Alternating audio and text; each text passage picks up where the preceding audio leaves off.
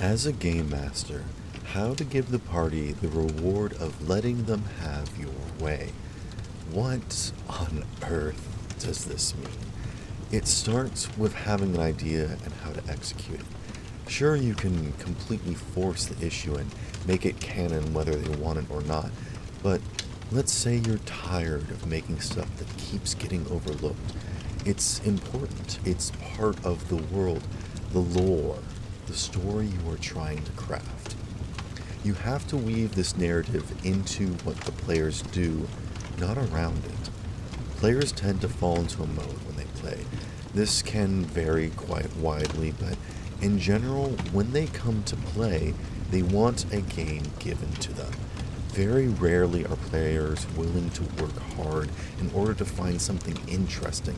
That's not to say that you can't have any mystery or intrigue, but how do you lead them without making it obvious?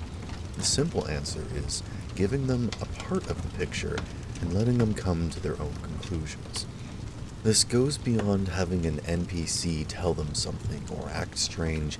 In the world of roleplay, where jokes are common and breaking character temporarily, even for simple things like drinking water or stepping away from the table, can cause players to disconnect and disassociate with the situation. So then, how do you hook them, if not through a dramatic scene? Give them something tangible. Oftentimes, quests are tied to MacGuffin, an important item. This could be anything as simple as a cool sword or perhaps a strange artifact. Extra points if it's a piece of something bigger and better. If you can put something into the player's hands, something they can add to their character sheet and put in their inventory, they will remember it and bring it back up again organically without you needing to remind the party this is something important.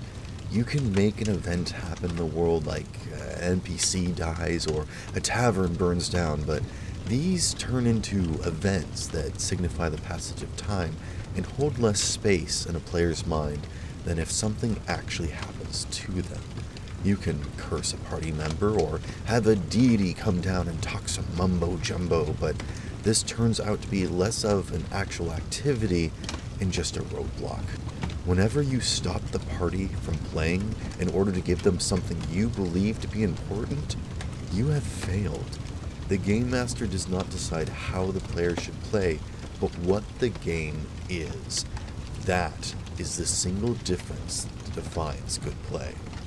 Running a game is more than just being a good storyteller or having dreams of grandeur and finding creative ways to share it. There is a mastery that comes when you understand it's not about making something that works, but excelling beyond the acceptable to exceptional. When the game becomes more than just possible, manageable, tolerable, to actually entertaining is when you truly become master of the game. Beyond simply leading players through a linear maze of intrigue, giving the illusion of choice while purposely leading the party through the adventure is far more enjoyable.